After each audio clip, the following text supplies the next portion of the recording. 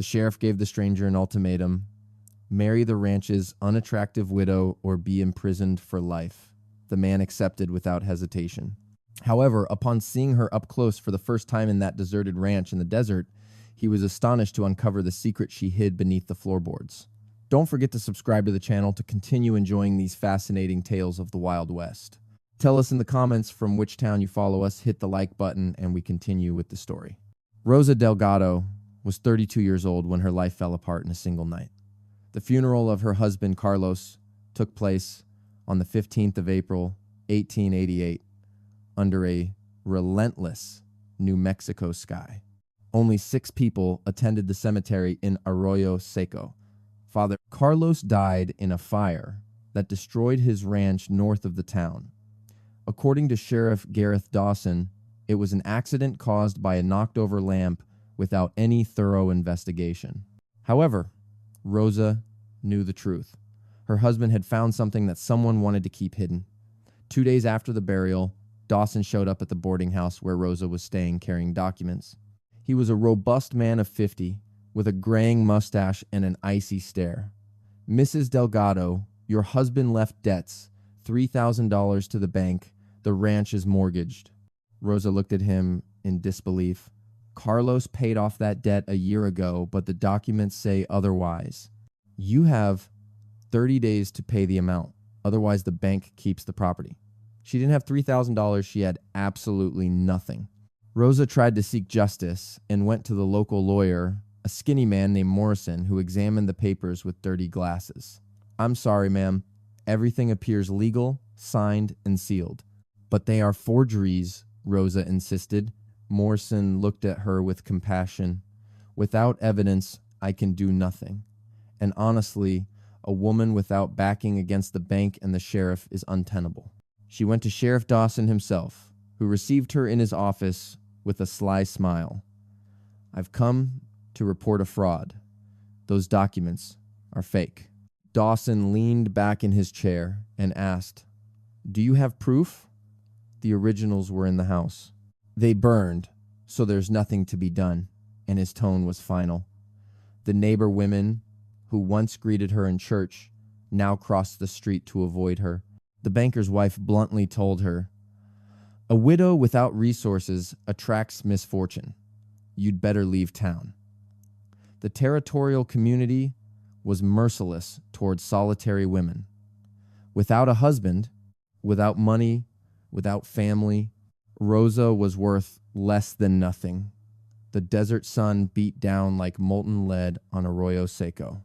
The reddish dust covered everything: the streets, the windows, even the hopes. Rosa walked through the town, noticing the disdainful looks and catching the whispers. That night, she made a decision. If justice would not come in this place, she would head to the burned ranch. Perhaps there was still something among the ashes, some evidence that Carlos was right, that he had found something of value. At daybreak, Rosa packed her few belongings: a change of clothes, a canteen, and some hard bread.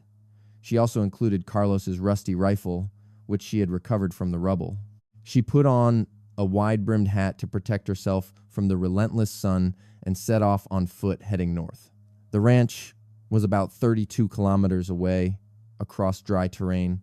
The path zigzagged among reddish rocks and thorny cacti. The stifling heat pressed relentlessly. By noon, Rosa had already consumed half her water and had been walking for hours. Each step of her boots raised clouds of dust. The sun, relentless, beat down mercilessly. A rattlesnake crossed the path. Rosa stood motionless, terrified, until the reptile disappeared among the rocks. At dusk, with her feet bleeding inside her boots, she reached a hill. From that position, she spotted in the distance the remains of her ranch. The blackened beams rose toward the sky like accusing fingers. The walls lay collapsed, and a layer of gray ash covered what was once her home. However, beyond, to the west of the main compound, she discovered something she had never noticed before: a small hut half hidden among rocks and dry mesquite trees. Its adobe walls blended into the landscape. It was so remote and isolated that from the main ranch it was almost imperceptible. Rosa narrowed her eyes. In 8 years living there, she had never seen it. The sun began to set, bathing the desert in orange and purple tones. Rosa took a deep breath, adjusted the rifle on her shoulder, and set out toward that forgotten cabin. She was unaware that that abandoned place held secrets that would change her fate forever. The path to the hut was dangerous. Rosa carefully descended the rocky slope, grabbing onto withered bushes. When the ground became slippery, the sun was already kissing the distant mountains, and night would soon fall. The cabin turned out to be smaller than it appeared from above. The adobe walls had cracks, and the wooden roof had sagged from decades of disuse. A wooden door hung from a single hinge, swaying gently in the desert breeze. Rosa stopped a few steps away, observing the place carefully. Why had Carlos never spoken of this hut? Who had it belonged to? Fear gripped her chest, but necessity was more pressing. She had nowhere else to go. Night would soon fall, and the desert at night was lethal. She pushed the door cautiously. The rusty hinges creaked. The interior was dark and gave off a smell of arid earth and desolation. Thin rays of light filtered through the cracks in the roof, illuminating the dust suspended in the air. Her eyes gradually adjusted to the semi-darkness. The dwelling consisted of a single room.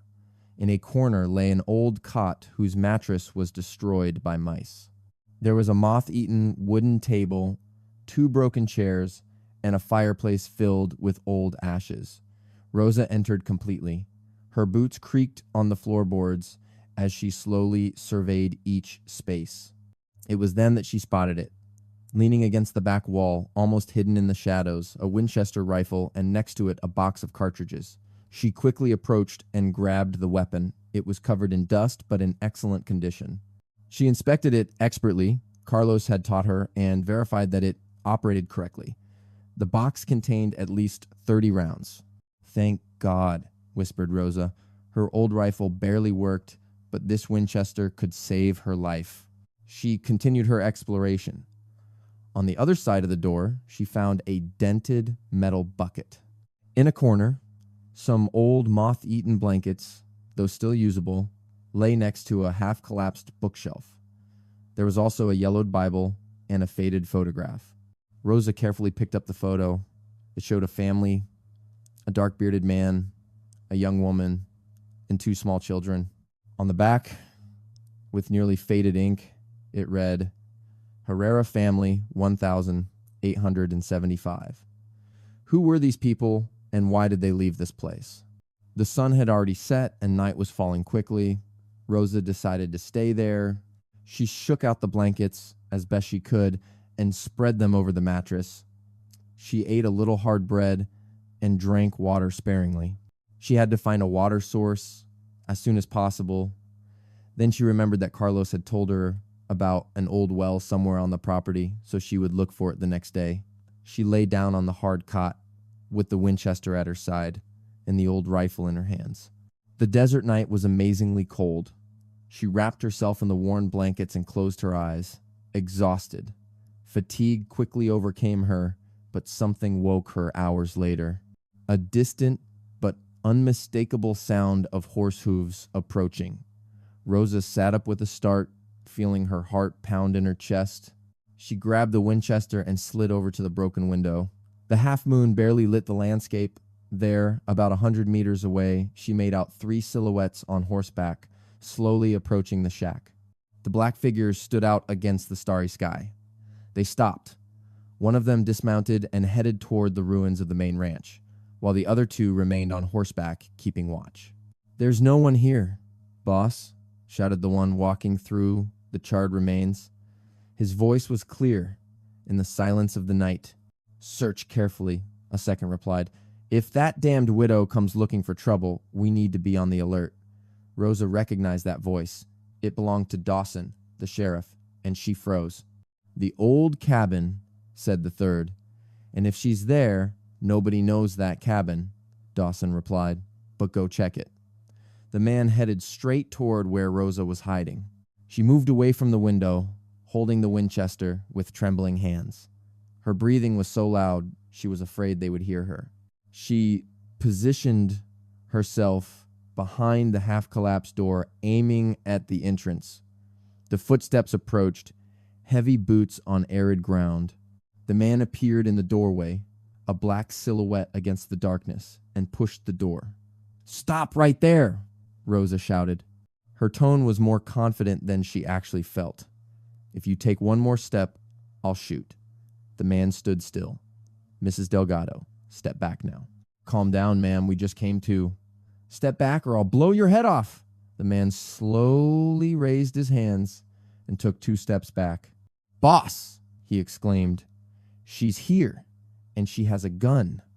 Rosa heard noises outside. The other 2 were dismounting. From the darkness, Dosen called out to Mrs. Delgado. His tone was cold and calculating. "Be sensible. You are entering private property." "This was mine," Rosa shouted.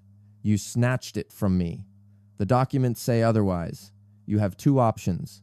Leave voluntarily, or I'll remove you by force." Rosa squeezed the trigger, barely feeling the resistance. "Come and get me. Let's see how many fall before you capture me." Silence. Then Dosen spoke again, but his voice now had a different tone. Caution. "All right, we're not looking for trouble. We'll leave. But tomorrow I'll come back with a court order." "Do what you must." She heard murmurs, and then the sound of hooves retreating. Rosa stood motionless for several minutes after the noises faded, not daring to lower the rifle. Finally, when the silence was complete, her legs gave way, and she slumped against the wall, trembling. She had fired a warning shot, and they retreated, but Rosa knew the truth. Dawson would return, and when he did, he would bring more men. She had until dawn to decide her next move. She spent the rest of the night awake, rifle in hand, keeping watch through the window. As she waited for sunrise, one question tormented her. Why was Dawson so interested in this abandoned ranch? What was there that was worth so much? The first rays of sun lit up the Dorado Desert, and Rosa finally allowed herself to breathe. The men had not returned during the night. She got up with effort, her muscles stiff after hours of tension. She was thirsty. She needed to find that well urgently. She left the cabin cautiously, with the Winchester ready. The morning air was cool, but soon the heat would be unbearable. She walked towards the ruins of the main ranch, surveying the ground. There, about 50 meters behind what used to be the stable, she spotted the stone well curb, half covered by dirt and brush. Rosa ran towards it. The well was deep. She dropped a stone and heard a distant splash. There was water. She lowered the bucket tied to an old rope, and when she pulled it up, the water was clear and cold. She drank desperately, filled her canteen, and drank more. With water secured, Rosa allowed herself to think she couldn't stay hidden forever. Dawson would probably return today. She needed to understand what she was protecting, what the sheriff wanted from this place. She returned to the cabin with renewed determination. This time she would inspect every inch. She examined the walls for hidden compartments, but found nothing. She moved the few broken pieces of furniture. Nothing. She looked under the cot. Nothing. Then she noticed the floor. The wooden planks were worn and covered in dust. But in a corner near the fireplace, one plank looked newer than the others, or at least less deteriorated. Rosa knelt down and ran her fingers along the edges. The board was loose. She inserted her fingers into a crevice and pulled. The wood creaked and lifted, revealing a dark hollow beneath it. Her heart beat faster. She plunged her hand in and felt something rough. Cloth. She pulled and extracted a burlap bag full of dust. It was heavy. She opened it with trembling hands. Inside she found a worn leather journal and several yellowed papers, rolled up and tied with a string. Rosa moved everything to the table. She shook off the dust and opened the journal with great care. The first page bore an inscription. Diary of Ernesto Herrera, 1874 to 1876. Herrera, the same surname as the photograph. She began to read. The handwriting was cramped, at times difficult to decipher, but the content made her ignore everything else. The 15th of March, 1874, we have finally arrived in these lands. Mr. Garrett Dawson sold us 80.9 hectares along the river at a reasonable price. He claims it is fertile soil, ideal for raising cattle. My wife, Lucia, is excited, and the children too. Finally, we will have a home of our own. Rosa continued reading. The early entries mentioned building the ranch, planting, and buying livestock, a hardworking family starting a new life. However, the tone then changed. The 2nd of July, 1875. Something unusual happened today. While fixing the northern fence, I found signs of an ancient excavation. Stones displaced, earth disturbed long ago. I followed the trail and found a hidden entrance among the rocks, an old abandoned mine. Inside there are veins of silver in the walls, a great quantity of silver. I don't understand why Mr. Dawson didn't mention this. Rosa held her breath. The 10th of July, 1875, I hired an analyst from Santa Fe to verify it, and he confirmed what I suspected. There is a fortune in silver in that mine, hundreds of thousands of dollars, perhaps millions. Tomorrow, I will discuss with Dawson to clarify mineral rights. The following pages recounted a nightmare. The 15th of July, 1875, Dawson arrived with papers and claims that the mining rights were not included in the transaction and that the mine belongs to him. But I examined our agreement and it says nothing about it. I demanded he show proof and he left furious. The 20th of July, 1875. Armed men came last night and said I should abandon the ranch or they would come for me. One of them killed 2 of my cattle. Lucia is terrified and the children cannot sleep. The 28th of July, 1875, I hired a lawyer in Santa Fe. He says I can contest this, but it will take months, perhaps years. Meanwhile, the violence intensifies. Yesterday, they burned my barn. Dawson is driving me out. The 10th of August, 1875. I can't take it anymore. Lucia wants to leave. The little ones are terrified. Dawson sent a warning. Either I sell the ranch for $1,000 and leave, or I disappear. I chose to accept. It's not worth dying for. The last account was devastating. The 15th of August, 1875. Today we signed our names. $1,000 for 80.9, 4 hectares, and a mine worth millions. Dawson was smiling. We leave at dawn tomorrow back to Chihuahua, but I hid this notebook and copies of the original acquisition documents. If someday someone comes to know the truth, here lies the evidence that Garrett Dawson is a thief and a killer of dreams. Rosa closed the notebook slowly, her hands trembling. At that moment, she understood everything. Dawson had done the same thing to Carlos.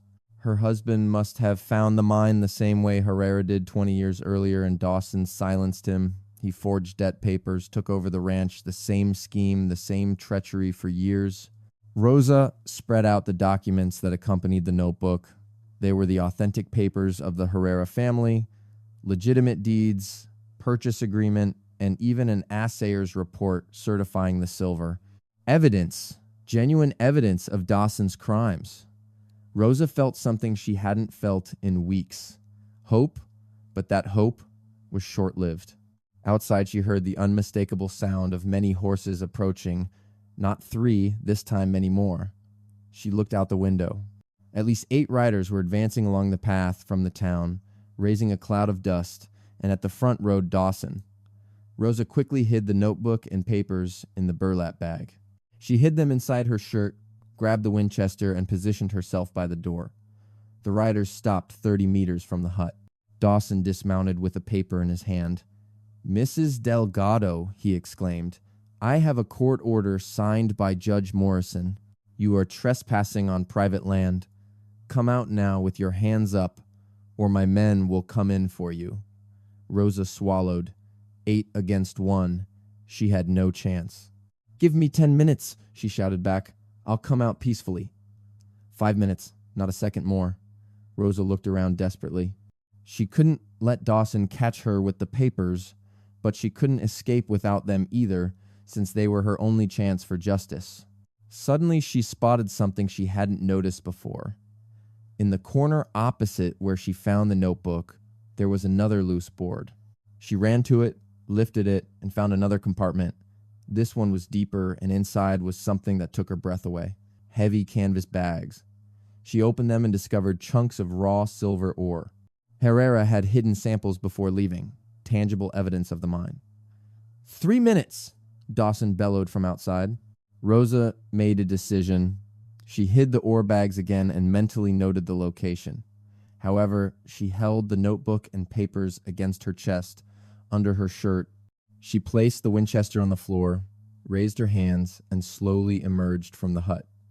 The midday sun dazzled her for a moment, and the 8 men surrounded her, all armed. Dawson approached her with a triumphant smile. "Smart decision, Mrs. Delgado. And now, what charge for trespassing?" Dawson approached threateningly and said, "That depends. Did you find anything interesting in that old cabin?" Rosa looked him straight in the eyes and replied, "Only dust and mice."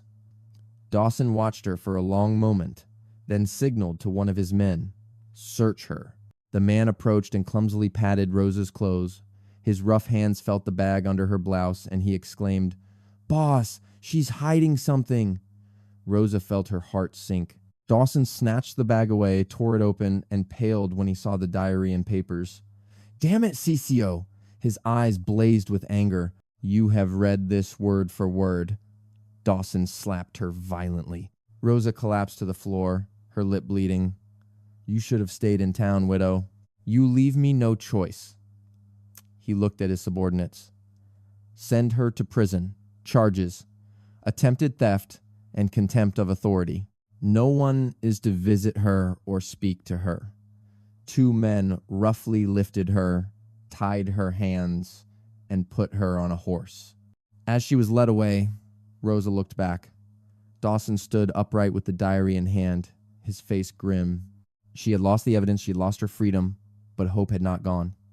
Because Dawson was unaware of the mineral hidden underground, and Rosa knew its exact location. She only needed to escape from prison, and she needed help that would arrive in the most surprising way. The Arroyo Seco prison was an adobe building with 3 small cells and an office in the front. Rosa was thrown into the last cell without ceremony, the iron gate closing with a metallic crash that vibrated in her bones.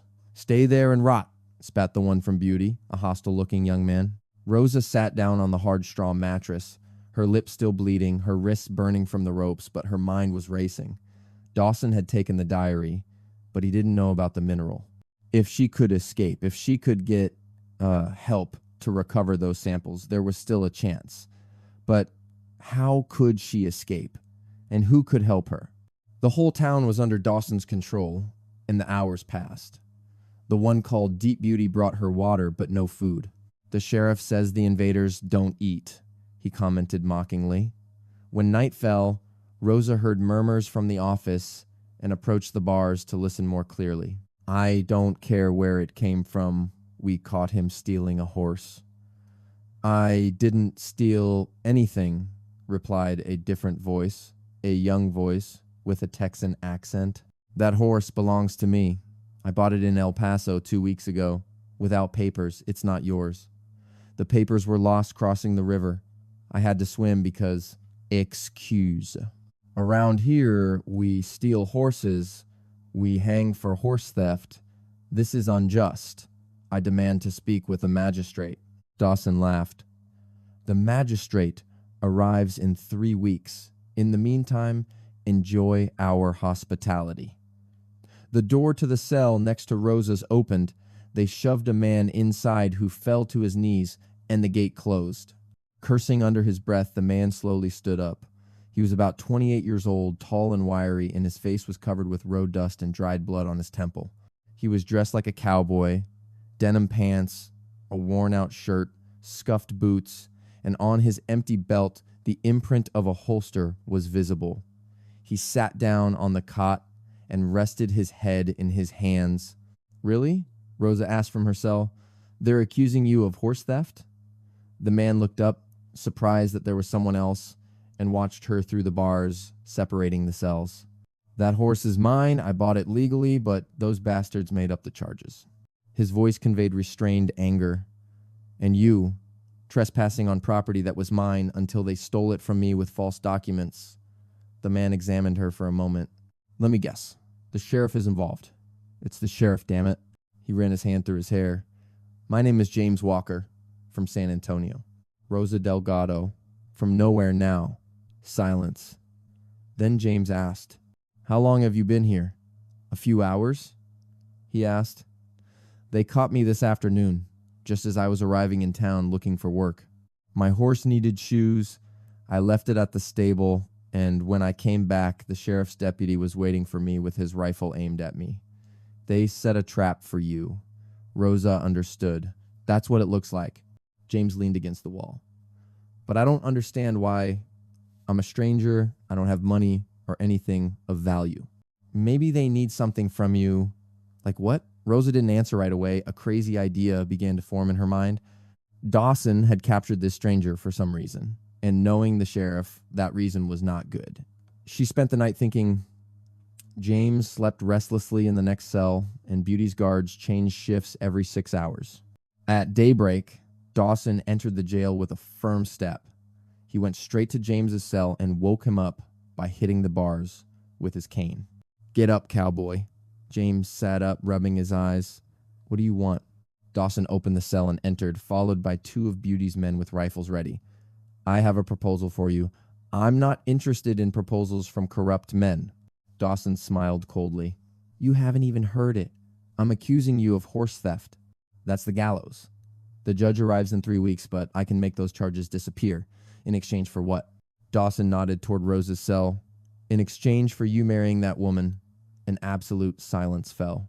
Rosa jumped to her feet. James, incredulous, looked at Dawson as if he had lost his mind. "What? You heard right. You marry the widow and go free. That's insane." "Perhaps, but you have no choice." Dawson crossed his arms. "Look, that woman is a problem. She found information she shouldn't know. If I let her go, she'll talk. If I kill her, it'll raise suspicion. But if we marry her to a stranger, someone who takes her away from here, the problem ends." James shook his head. "No, I'm not going to marry a stranger to save your life. It's not to save mine, but yours." Dawson approached menacingly. "If you refuse my offer, I'll hang you as a thief. If you accept, you leave free with a little money to start over elsewhere." "Go to hell!" Dawson drew his revolver and aimed it right at James's head.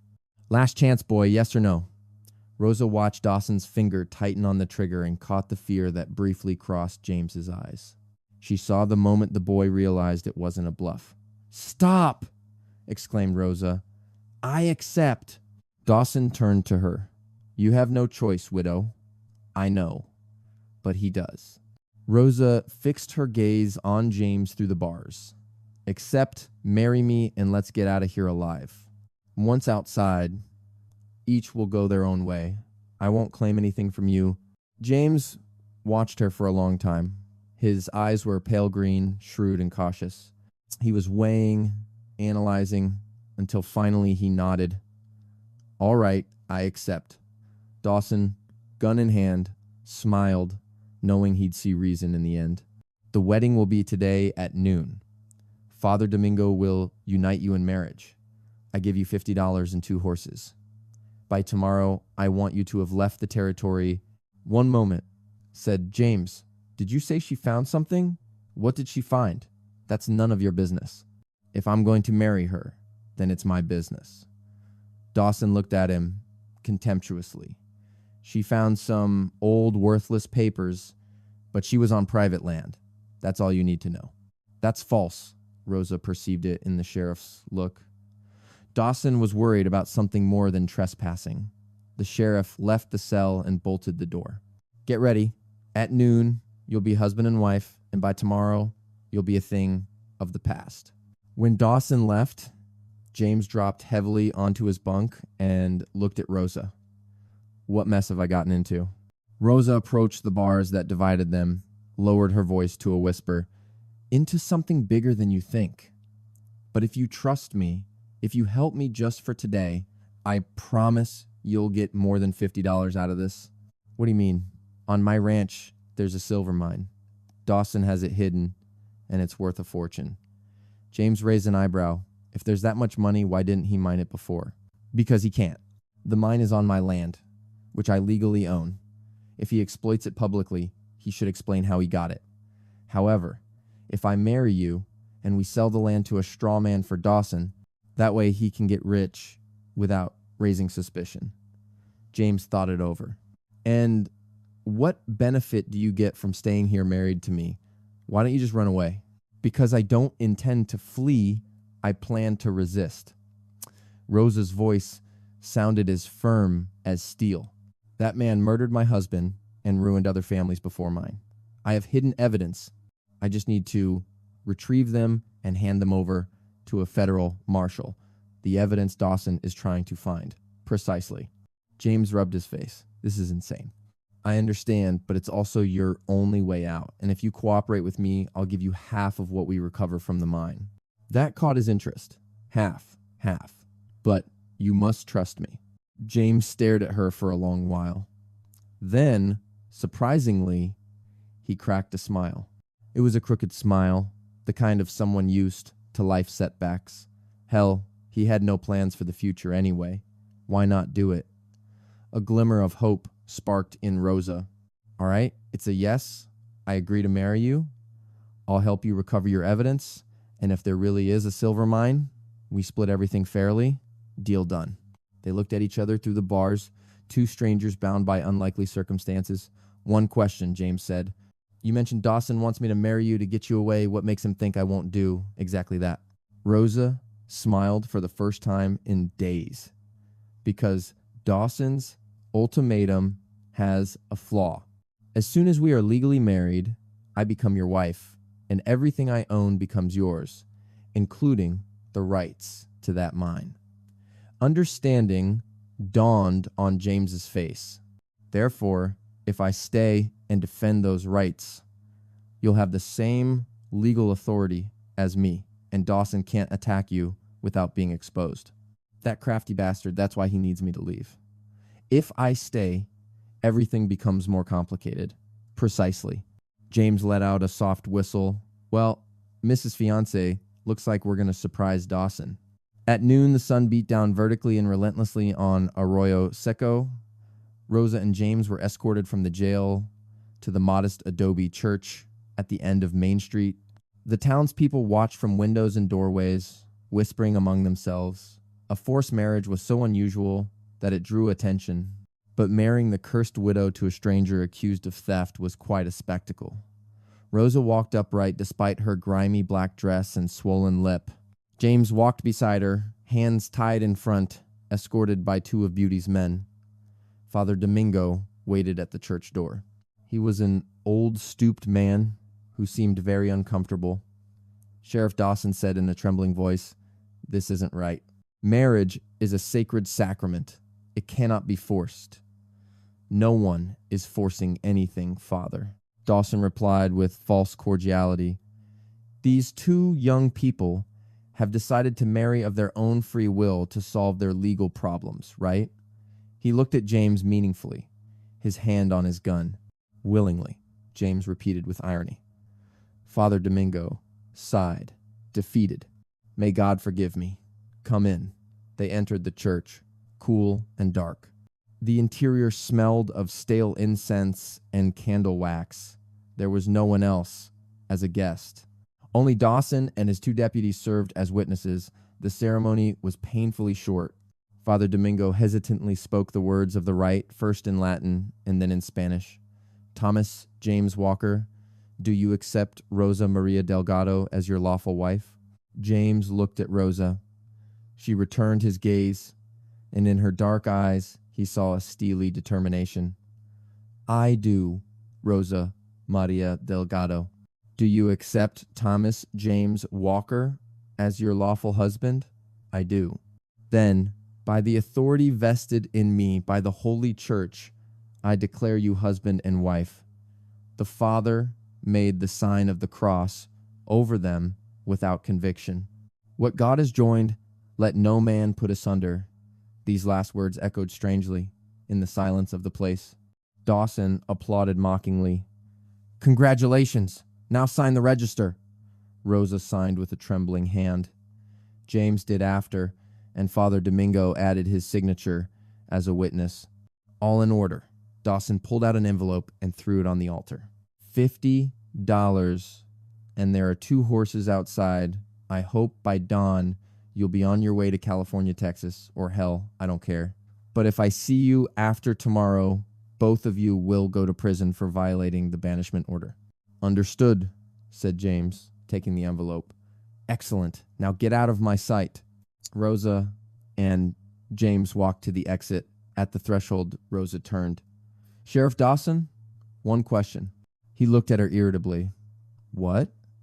Does he feel remorse for all the families he has destroyed? Dawson's face darkened. Get out before I regret letting you go. Outside, the sun blinded him. The 2 horses tied to the post were old and skinny, but they would suffice for riding. James said to Rosa while releasing the reins, Let's go to the ranch. What?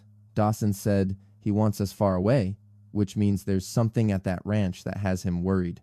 Let's find out what it is before we leave. Rosa looked at him in amazement. I thought you only agreed to get out of prison. I agreed to escape jail, but now that we're married, I'm interested to know what's so valuable. He smiled slightly and added, Besides, I can't stand being threatened. Rosa felt something like gratitude. The ranch is 32 kilometers north, so let's go. They mounted the horses and galloped out of town under the people's gaze. Dawson appeared at the door of his office upon hearing the hoofbeats. His astonishment turned to anger when he saw they were taking the northern route instead of the southern one. Damn, he exclaimed. Jenkins, gather the men. Those idiots are heading to the ranch. However, Rosa and James had already vanished in a cloud of dust. They rode intensely for 2 hours under a scorching sun. The old horses grumbled but carried on. Rosa took the lead. She knew every stone and every bend of the trail. Finally, they reached the ruins of the ranch. Rosa pointed west. The hut is among those rocks. They dismounted and ran to the small adobe building. Rosa entered first and went straight to the loose board in the corner. She lifted it and pulled out the bags of silver ore she had hidden. Here it is, she said, showing it to James. Raw silver, evidence that a mine exists. James took a stone and inspected it. Though not an expert, he could appreciate the shiny metallic veins in the rock. Holy God, this is genuine, I told you, and there's more. An entire mine full. The journal Dawson took from me contains a map of the entrance location. Map? Where? On the last page there was a drawing. I remember it indicated the entrance behind a rock formation that looked like an eagle north of the ranch. James looked north through the window. In the distance against the blue sky, he spotted a rock formation resembling an eagle with its wings spread. There it is, but now we don't have time. Dawson is approaching, as if to confirm his words. They heard the distant sound of horses approaching, many horses. James swore, We need evidence we can carry with us. The ore is enough. Not without the journal. The ore only proves there's silver. Not that Dawson took over the ranch to get it, James thought quickly. In that hiding place, there was something extra, anything. Rosa remembered. Indeed, there were documents. The original purchase documents of the Herrera family prove that they acquired the ranch legally, with mineral rights included, before Dawson extorted them. Where are those papers located? Dawson has them along with the diary. We must recover them then, but how? He will arrive with armed men in a few minutes. James gave a dangerous smile. Do you have faith in me? I have no alternative. Correct answer. Listen, we'll put on a show. You stay here. I'll go out and surrender. I'll tell them you tried to persuade me to steal the mine, but I'm an honest man and I refuse. That I abandon you here and leave alone. Rosa understood the strategy. Dawson will assume he separated us, that you broke the pact with me. Exactly. He captures you, thinks I left, reduces his vigilance. Meanwhile, I'll circle around and break into his office tonight while he's distracted, take the diary and the papers. It's dangerous. All of this is dangerous, but it's our only way. The hoofbeats were approaching, already less than a kilometer away. Rosa made a decision. She grabbed James by the collar of his shirt and looked him firmly in the eye. If you deceive me, if you really leave me here, I promise I will follow you to the ends of the earth. James smiled. Mrs. Walker, now we are spouses.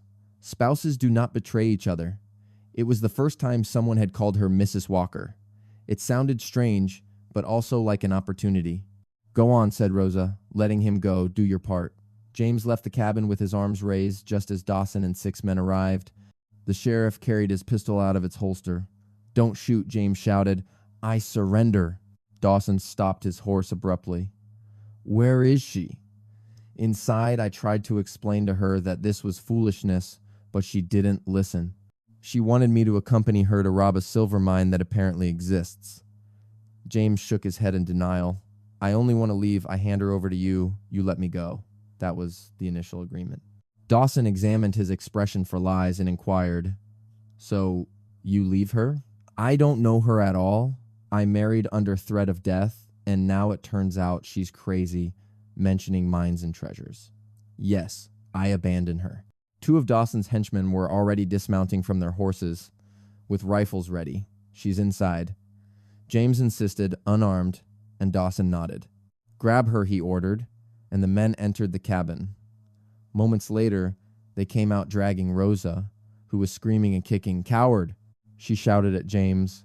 I gave you everything, and you fail me. You should have accepted your fate, woman, James replied, with feigned coldness. Dawson smiled, pleased. Good work, cowboy. You have more sense than I thought. Get out of here before I change my mind. James mounted the horse he had brought, and without looking back, galloped south, raising a cloud of dust. Dawson watched him disappear from sight, then gave Rosa a contemptuous look. Naive, you thought a stranger would be faithful to you. Men are only loyal to money. Rosa spat on the ground in front of him. Go to hell, Dawson. He dealt her a violent slap that knocked her down. Take her back to prison. Now to the farthest cell, without water or food. Tomorrow we'll decide her fate. The men lifted her and tied her to the horse as they led her away. Rosa looked toward where James had vanished, and inside her a small part harbored doubts. What if he had really left her behind? What if he only took the chance to escape? But no, she remembered the look he had when they made their pact in prison. She had caught something in it, perhaps honor, or at least curiosity. She had to trust him. He was her last resort. The dungeon at the back of the prison surpassed the first in horror. There was no window, only a hole in the ceiling through which a beam of daylight slipped in. The smell was of dampness and hopelessness. Rosa was thrown inside without ceremony, and the door closed with a metallic clang. The sheriff orders you to meditate on your sins, said the deputy in a mocking tone. No one will come to visit you. No one will bring you food, so you'd better make friends with the silence. And he left laughing. Rosa sat down on the gnawed mattress and assessed her situation. She had no water, no food, no way out. Dawson was punishing her, making her suffer before deciding her final fate. The hours passed with agonizing slowness. The beam of light moved across the floor as the sun traveled the sky. Rosa was experiencing an atrocious thirst, her lips cracking. She recalled Carlos, the evenings in front of the ranch fireplace, making plans for the future. He had treated her well, not perfect, but kind. And now he lay dead for having revealed something Dawson intended to hide.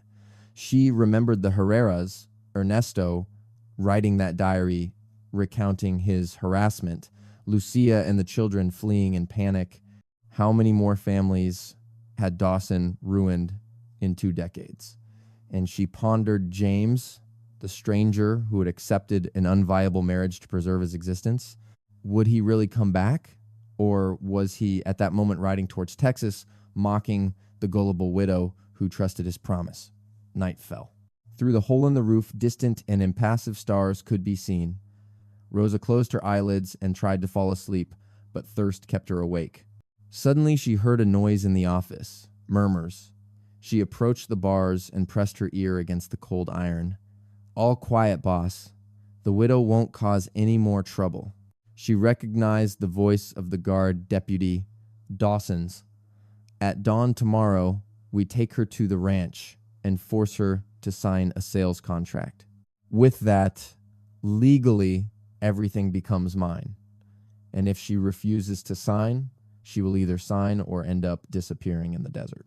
You know, many mad widows get lost in the desert. Cruel laughter. Rosa's blood ran cold. Dawson's intention was to kill her after forcing her to sign. I'm going to rest for a while, Dawson announced. You stay alert. If she makes any sound, ignore it. Understood, boss. She heard the footsteps receding, then a door closing, and finally silence. Rosa slumped against the wall. Her fate would be decided the next day. Another hour passed, perhaps 2. In that total darkness, time ceased to make sense. Suddenly, she perceived a different noise, not from inside the building, but from outside. A light tap, then another, wood striking wood. Someone was at the back window of the office. Rosa stood up, tense. She caught the sound of glass breaking very delicately, carefully, and then silence. Then, footsteps inside the office, almost inaudible. The deputy was still snoring. Rosa could clearly make him out from her cell. Whoever had entered moved like a ghost. She watched the beam of a flashlight filter under her cell door. Someone was examining the office files. Deputy Martinez, a deep voice murmured, "Where do you keep the cell keys?" She recognized James's voice. Rosa felt such profound relief that she nearly screamed, but managed to restrain herself. If he woke the deputy, everything would be over. The deputy's snoring stopped. Rosa heard movement, the creak of a chair. Who the hell? A dull thud, the impact of a body falling, silence, and then hurried footsteps toward the cells. Rosa's door opened. There was James, with a flashlight in one hand and a key ring in the other. His face was covered in dust and wore a faint smile. "Time to leave, Mrs. Walker." Rosa staggered out. James held her. "Are you all right?" "Thirst water," she said. He led her to the office. The man from Beauty lay unconscious on the floor with an ugly bruise on his temple. James handed her his canteen and Rosa drank desperately. Slowly, James warned her. Slowly. When she could speak, she asked, "The documents?" James pointed to a leather bag on the desk. "Everything is there. The diary, the Herrera documents, and I even found more papers." Apparently, Dawson did the same with 3 other families over the last 2 decades, all duly recorded. Rosa nearly cried with relief. Therefore, we have evidence. We have more than enough evidence to hang him 10 times over. James glanced at the entrance of the room where Dawson was resting, but we must leave right now before he wakes up. How much time do we have? An hour if we're lucky, less if we're not. In that case, let's go. They left the place through the back window that James had broken. Outside, there were 2 horses superior to the ones Dawson had given them, and James had obtained them from the stable on loan. They mounted the horses and began heading north under the starry sky. "Why north?" Rosa questioned. "We should go south to Santa Fe, where there is a federal marshal." "We'll go, but first we head to the mine." "How? Why did James look at her?" "Since we need material evidence. The diary is useful, but Dawson can claim it's fraudulent. If we locate the mine, extract more ore, even better, take pictures or draw a precise map, then we have an indisputable case. Rosa understood the reasoning, but shook her head in denial. It's excessively risky. As soon as Dawson wakes up, his first action will be to head to the ranch. I'm clear on that. That's why we must arrive first. They rode without rest for 2 hours. The horses complained, but did not stop. The crescent moon gave them just enough light not to get lost. They reached the ranch when the horizon was beginning to lighten in the east. Darkness still reigned, but dawn was approaching. Rosa led James to the rock structure shaped like an eagle that she had observed from the cabin. It was larger than it appeared from a distance. A column of reddish rock about 20 meters high, whose top spread out like wings. The diary says the entrance is behind this, Rosa commented, and Herrera discovered it by chance. They went around the structure. On the other side stretched a narrow, almost imperceptible ravine. They walked through it between stone walls that nearly touched their shoulders. The canyon ended in a rock wall. However, at its base, partially covered by fallen rocks, there was a dark entrance. "There," said James, dismounting from his horse, and they approached cautiously. The mine entrance was narrow but passable. James lit a torch he had brought with him from the prison. "I'll go first," James indicated. "If there are cave-ins, we'll go together," Rosa interrupted him. "It's my mine," James smiled. "Technically, it's our mine. We're married. Did you forget?" They entered the darkness as the torch cast dancing shadows on the rock walls. The passage sloped downward, excavated by hand decades ago, surely by Mexican or indigenous workers. They advanced about 50 meters. The atmosphere was cool and damp. Suddenly, the passage opened into a natural chamber, and there, lit by the torch, the walls gleamed. The rock was veined with pure silver, like veins of liquid metal. They were thick, numerous, and impossible to ignore. "My God," James murmured. "This is worth a fortune," added Rosa. "Millions of dollars." They approached the wall, and James struck the stone with his knife. A fragment broke off, heavy and shiny. It was almost pure silver. Herrera was not wrong. This is a whole fortune. Rosa looked around, amazed. This mine could change their lives completely, do justice to Carlos, and bring about a lot of good. "We must mark this spot," said James, as he took out paper and pencil from his backpack. "I'll draw a precise map. You take samples from each wall." They worked quickly. James drew accurately, measuring distances and steps and recording every detail. Rosa used Carlos's knife to take samples of the ore, filling a bag with the most valuable pieces. They were so absorbed that they barely noticed the voices coming from outside. Suddenly, Rosa lifted her head abruptly. "Did you hear that?" James blew out the torch. Darkness enveloped them completely. Outside, from the gorge, voices came. Many voices were heard. "Search the whole area," ordered a person. "If they found the mine, they have to be here." It was Dawson. Rosa and James looked at each other in the darkness, barely making out each other's outlines. "We're trapped," James murmured. The darkness in the mine was total. Rosa could hear her own heartbeat in her ears, and James stood beside her so still that she could barely notice his breathing. From outside, the voices drew closer, and someone exclaimed, "Boss, we have fresh tracks here from 2 horses." "I knew they would come here," Dawson replied, his voice echoing in the canyon, and gave the order. "Find them. They can't have gone far." The sound of bootsteps on stone drew closer to the mouth of the mine.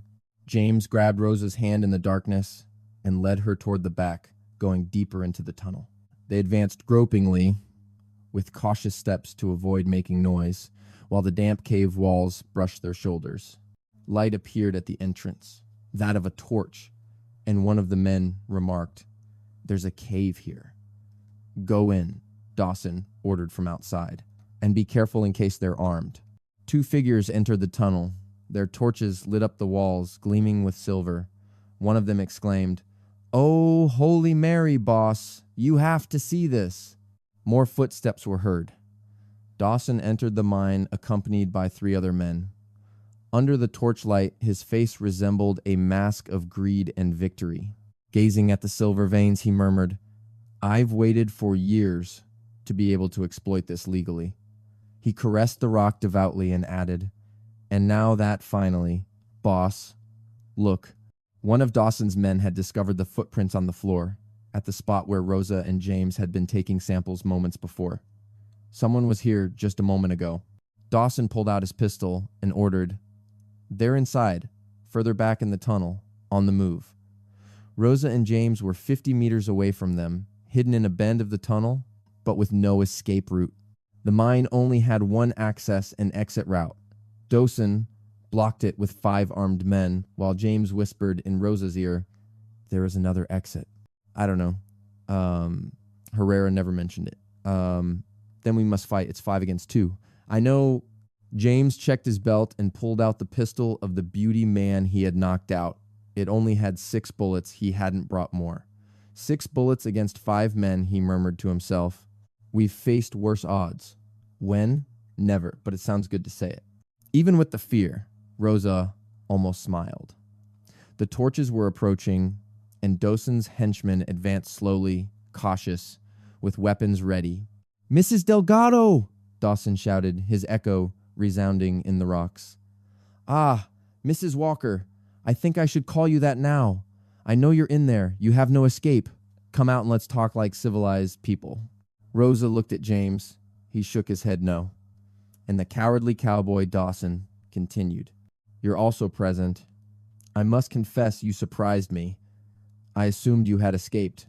Silence. "All right, I'll do it the hard way." The steps resumed, closer now. Rosa perceived the glow of the torches reflected on the walls. Then James took an unexpected action. He grabbed one of the sample stones Rosa had collected, a fist-sized fragment, and he threw it forcefully down the tunnel in the opposite direction. The rock hit the wall with a loud crash, bouncing and echoing. "Over there!" a man exclaimed. The 5 turned towards the noise, running. James took the chance, emerged from his hiding place, and fired a shot. The shot thundered deafeningly in the confined space. One of the men screamed and collapsed. The others scattered, seeking cover, and returned fire. Bullets ricocheted off the stone walls, dangerously close. James shouted to Rosa, "Save yourself! Run to the exit!" But Rosa didn't obey. Instead, she grabbed a torch a man had dropped and threw it straight at Dawson's feet. The sheriff jumped back, cursing.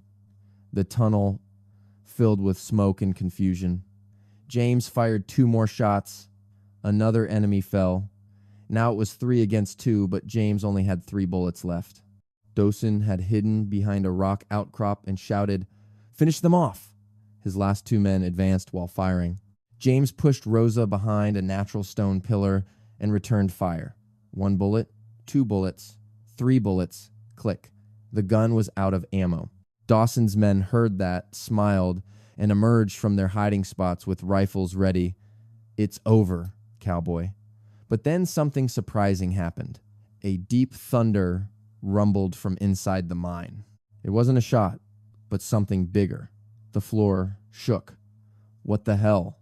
one began to say. The tunnel ceiling began to crack, and dust and pebbles fell. "Cave in!" exclaimed Dawson. "Out! Get out now!" The shots had destabilized the old tunnel structure. Decades of excavation and natural wear had made the roof brittle, and now it was collapsing. Everything became chaos.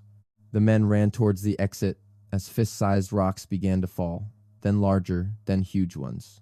James grabbed Rosa's arm and they ran, while behind them the tunnel collapsed in an avalanche of rocks and dust. One of Dawson's men was hit on the head by a rock. He fell to the ground and was buried in a matter of seconds. James and Rosa reached the main chamber, where the silver veins gleamed, but there, too, the ceiling was collapsing. "The exit!" James exclaimed. They ran towards the daylight at the end of the tunnel. Behind them, everything collapsed in a cloud of dust and devastation. They rushed through the entrance just as the tunnel ceiling completely collapsed, sealing the opening with tons of stone. They tumbled down the ravine, coughing and shielding their heads as small rocks rained around them. When the shaking finally stopped, silence reigned.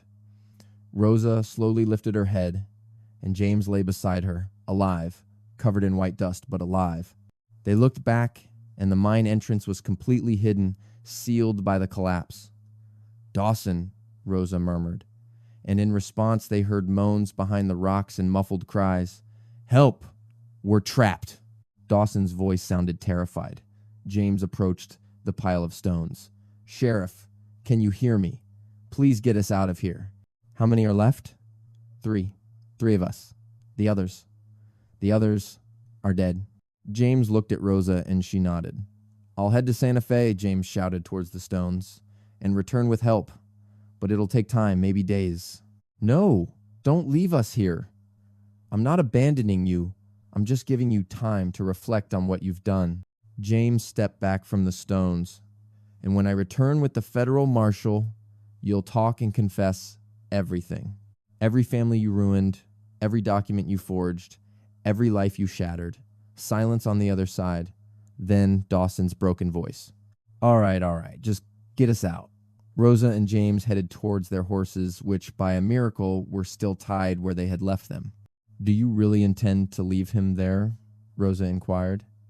"For now he has air, probably water filtered from the rocks. He'll survive until we return with the authorities." James mounted his horse. "Or would you rather pull him out now?" Rosa thought about Carlos, the Herrera family, all those other anonymous families that Dawson had destroyed. "Let him suffer a little," she concluded, "just as we suffered." They rode south towards Santa Fe as the golden sun rose over the desert, setting the reddish rocks ablaze. They carried the evidence, the diary, the papers, the mineral samples, and now they also had Dawson's promised confession. It was enough for true justice. The journey to Santa Fe took 3 days. Rosa and James rode with little rest, anxious that someone might find Dawson before they returned with the authorities. On the 4th day, they arrived at the dusty and weary territorial town. Santa Fe was larger than Arroyo Seco, with cobblestone streets and 2-story buildings. There, genuine law prevailed, not the corrupt justice of bribed local sheriffs. James asked for the federal marshal, and they were directed to an office near the main square. Stone, the Marshal El Haya, was a man of half a century of life, with a gray mustache and a gaze that reflected too many experiences. He welcomed them into his sober office, showing distrust. After hearing their story, he commented, "Let me make sure I understand correctly. They claim that the sheriff of Arroyo Seco falsified land deeds, blackmailed several families, and may have committed various homicides, and they also have evidence." "That's right, sir," replied James, extending the leather bag. "Everything is here." Stone spent 60 minutes reviewing its contents. He read Herrera's notebook in full, examined the original papers, and compared them with duplicates of official documents stored in his file. He analyzed the rock samples, and his expression slowly shifted from disbelief to horror. "My God," he finally whispered, "this constitutes evidence of a criminal conspiracy that spans 20 years. He turned his gaze toward Rosa. "Your husband discovered this mine, and Dawson murdered him for that reason." "I believe so. The fire was not accidental, and the Herreras were forced to sell and flee in 1875. Stone narrowed his eyelids and took a deep breath. "I always suspected Dawson was not trustworthy. There were complaints of mistreatment, claims that disappeared, but I never could obtain proof." He opened his eyes. "Until now." "What do you plan to do?" asked James. "I'm going to arrest Garrett Dawson for fraud, coercion, and homicide, and I will ensure he appears before federal justice." Stone stood up and asked, "Warful now? Trapped in a cave-in inside the mine?" clarified James. "He is alive, along with 2 of his men, but needs rescue." Then, let's not waste time. Stone summoned a group of 6 cutie marshals. A doctor and a rescue team left that same afternoon heading to Rosa's ranch. They arrived at dusk on the 5th day. The stones blocking the mine entrance remained undisturbed. Stone approached the pile of debris. Sheriff Dawson, I am Federal Marshal L. H. Stone. Can you hear me? Silence, then a faint, hoarse murmur from Thirst. I'm here. Please get me out of here. We will. But first, you need to answer certain questions. The beauty marshals began to carefully remove stones while Stone interrogated Dawson from the other side of the collapse. The operation lasted hours. Dawson, dejected after days in darkness, admitted to all the facts. Names, dates, procedures. The Pooty men noted every detail. When they managed to open a gap, they extracted Dawson and his 2 companions. They were dirty, dehydrated, and frightened, but alive. Stone officially arrested them as soon as they emerged. Garrett Dawson was charged with several counts of fraud, blackmail, coercion, and homicide, and will be taken to Santa Fe to be tried by federal courts.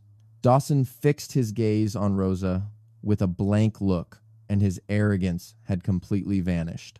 I'm sorry, he muttered. I only wanted to have something of my own. You had the opportunity to do the right thing, replied Rosa, but you preferred to ruin other people's lives. They led him away in shackles. The judicial process lasted 14 days and caused an uproar that shook the entire region. When the jury announced the verdict, the courtroom was filled with families that Dawson had harmed, people who had suffered in silence for many years. He was found guilty on all counts and sentenced to life in federal prison without the possibility of parole. His assets were seized, and all the stolen ranches were returned to their rightful owners or heirs. Rosa's ranch was officially restored to her name. Additionally, the judge determined that the silver mine belonged to her by right. Herrera's papers proved that the mining rights were included in the initial sale. Rosa Delgado became the owner of one of the most productive silver mines in the region. She returned to her ranch one spring day, when the rains had come to the desert and turned it into a sea of yellow and purple wildflowers. The air smelled of creosote and possibilities. James had accompanied her during the weeks the trial lasted. They had become true companions. They were no longer 2 strangers forced to marry, but partners, friends, perhaps something more. They stood together where the ruins of her house once stood. I'm going to rebuild here, said Rosa. A new house, bigger, with space for what? Rosa looked at him. For people who need a new beginning, like we needed one. James smiled. A shelter, something like that. There are many widows and many families that Dawson destroyed. I can help them with the money from the mine. You can do a lot of good. We can, corrected Rosa. If you stay, James looked at her for a long time. About that, our marriage was forced, not chosen. If you want to annul it, I'll understand. Rosa reflected on it. The man in front of her was good. He wasn't obligated to. He had risked his life for a justice that wasn't even his own. And in the weeks together, she had seen his character. Honest, brave, kind. I don't want to annul it, she said at last. If you don't want to, I don't want to, replied James with a smile that lit up his face. In fact, I would like to start this marriage properly, with choice this time. He knelt before her there in the flowering desert. Rosa Delgado Walker, would you marry me for real this time, by choice, for love? Rosa felt tears in her eyes, but they were good tears, of joy, of relief, of hope. Yes, 1,000 times yes. They kissed under the New Mexico sun while the desert wind whispered among the flowers. The following months were about rebuilding. Rosa hired workers from Arroyo Seco, many of them people that Dawson had exploited. She paid them fair wages. The new house grew quickly. Solid adobe walls, beam ceilings, large windows that let in the light. They also built additional cabins on the property for families that needed temporary shelter. The first to arrive was a widow with 3 children who had lost her ranch. Then an old unemployed cowboy. Then a newlywed couple whose farm had been destroyed by a flood. The silver mine officially opened under the supervision of engineers from Santa Fe. Rosa insisted on safe working conditions and fair wages. Soon the mine employed 30 men from nearby towns. Abundant money began to arrive, but Rosa used it wisely. She founded a cooperative for widows in Arroyo Seco, where women could train in trades and market their products. She funded a school for the children of the region and helped rebuild churches and hospitals.